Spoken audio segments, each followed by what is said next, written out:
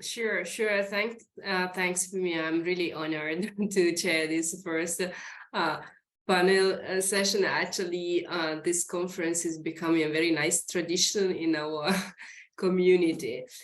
So I'm starting sharing my few slides. I'll try to give my introduction short because we have amazing talks following.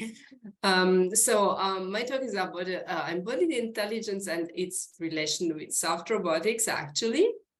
I'm sure I don't need to define embodied intelligence too much in this community, but I just wish to recall the reasons why we consider it very interesting in robotics and why it is so important for soft robotics. And the reason for us is that if we consider embodied intelligence, adaptive behavior emerges from the interaction with the environment. So we don't have to program our robots too much. So many tasks become much easier if we take embodied intelligence into account. And as Fumi already presented in an ideal sensory motor scheme in a robot, the important part, if we consider embodied intelligence, is the blue one. And especially this arrow, which is the mechanical feedback from the environment. So in robotics, in order to grasp this, we need to be able to use this interaction from the environment. So we need some compliance in the robot body. And this is what led to soft robotics, actually. So to robots that can undergo large deformations when interact with the environment.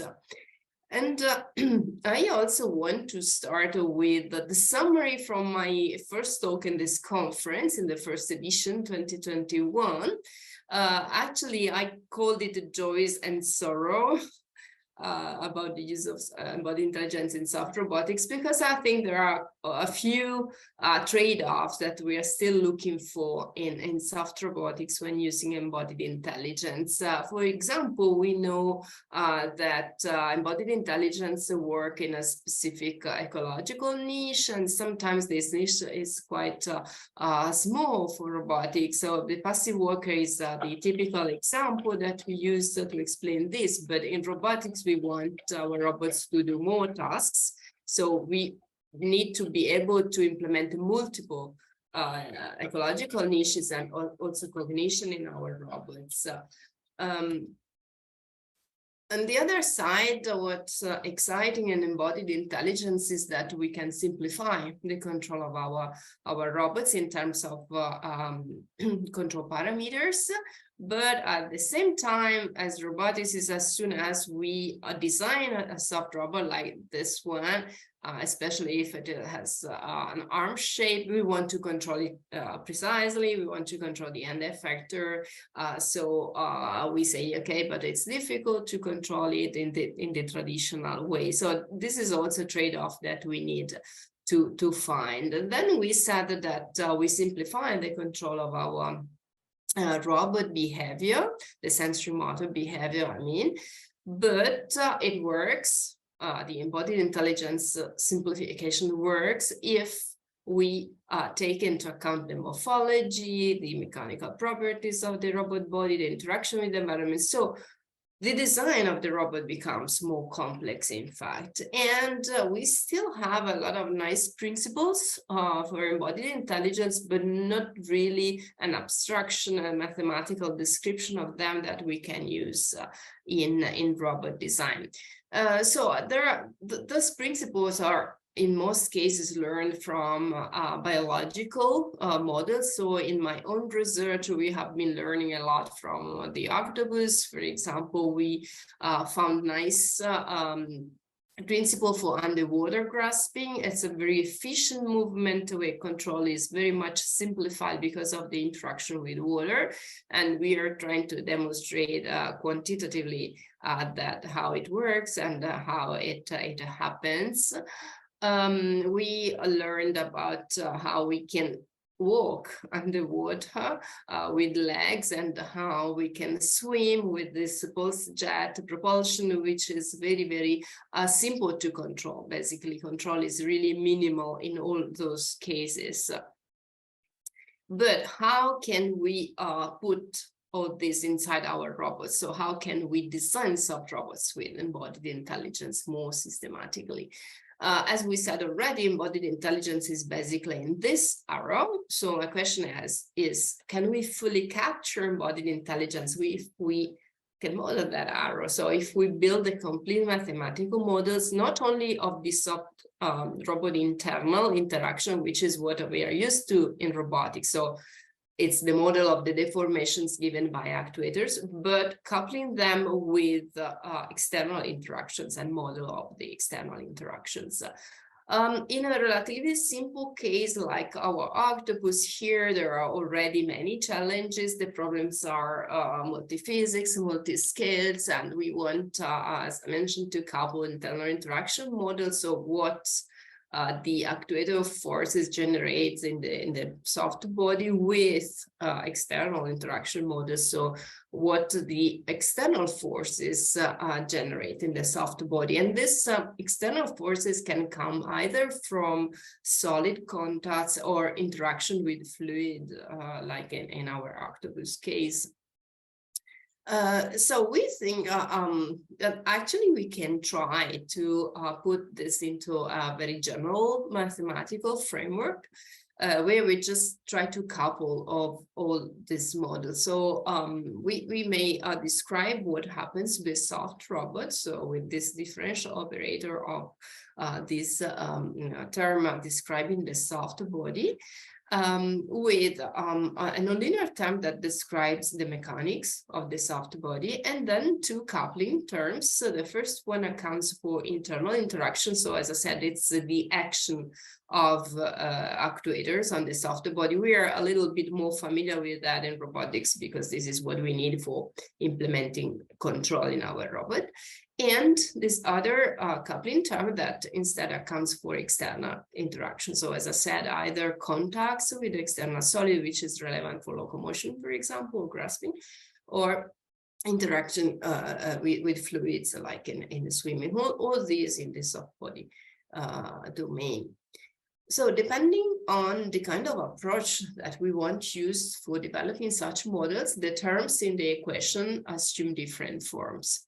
But the message is that there are actually techniques that we can use, and generally speaking, we can either they can either be in the realm of 3D continuum mechanics, or in the case of internal interaction, we can use other possible approaches like road models or either finite dimensional parameterization models. For the case of external interaction as well, we can either take approaches in the realm of continuum, either fluid mechanics or solid mechanics, and approaches based on lumped parameters, again, in both cases where we sort of simplify and concentrate some key parameters in a few terms.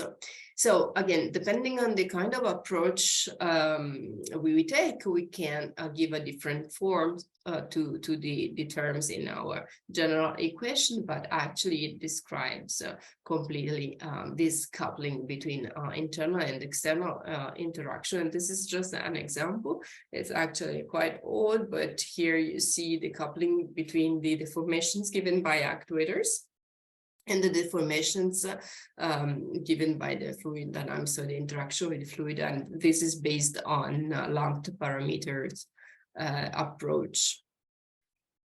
So all these can actually bring to model-informed design of soft robots that embed embodied intelligence. So this is something that, I mean, the use of a model-informed design, computational model, has been happening in other fields. What you see here is the number of the percentage of papers with computational modeling in different disciplines. So aerospace is in blue. The black line is a reference for all literature because the use of computational modeling has been growing on all disciplines actually.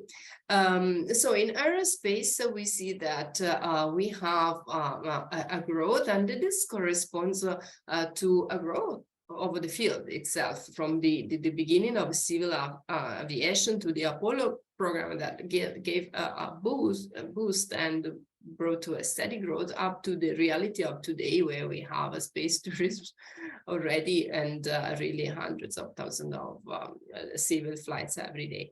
So what I am arguing is that we may be at sort of Apollo years for soft robotics if we can do this transition to model-informed design of soft robots, and then bring the disciplines to a tangible societal impact, something that have been discussed and has been discussed in our community recently.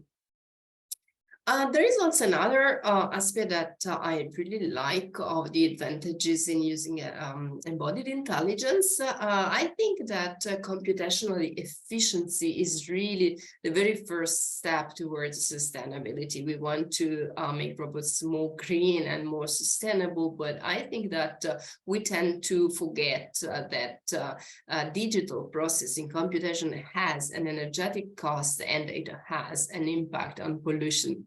And if our robots are more computationally efficient, we can actually reduce their energy consumption. Nature gives us a lot of elegant, computationally frugal solutions, and embodied intelligence is definitely one of them. So if we reduce the energy needs of our robot, we can also think of some other ways of powering our robots, and we may think of having them finding energy in the environment with some sort of recovery, energy recovery, scavenging mechanisms. And of course, it has to be coupled with biodegradability, or at least recyclability. But this is also very, very good with soft robotics, because we made this profound rethinking of materials for building robots, so we can definitely investigate how to use biodegradable materials here. And this is something we started in our university, especially for marine applications, where this aspect is especially relevant. So my news summary, it's a bit more positive than the one I started with. So embodied intelligence is definitely one of the major lessons that we can take from nature. And as I said, in robotics, this is exciting for simplifying the control and make our robots be complex, with complex behavior in complex environment, but simple to control. And maybe we can really grasp embodied intelligence if we can couple mathematical description of internal interaction with external interactions. And this would bring a leap forward of soft robotics as a discipline toward model-informed design. And finally, this can also improve the sustainability of robots by reducing the computational cost, the energy needs, and with the use of energy scavenging method. So I, first of all, thank you for listening. I thank the funding agencies behind my research.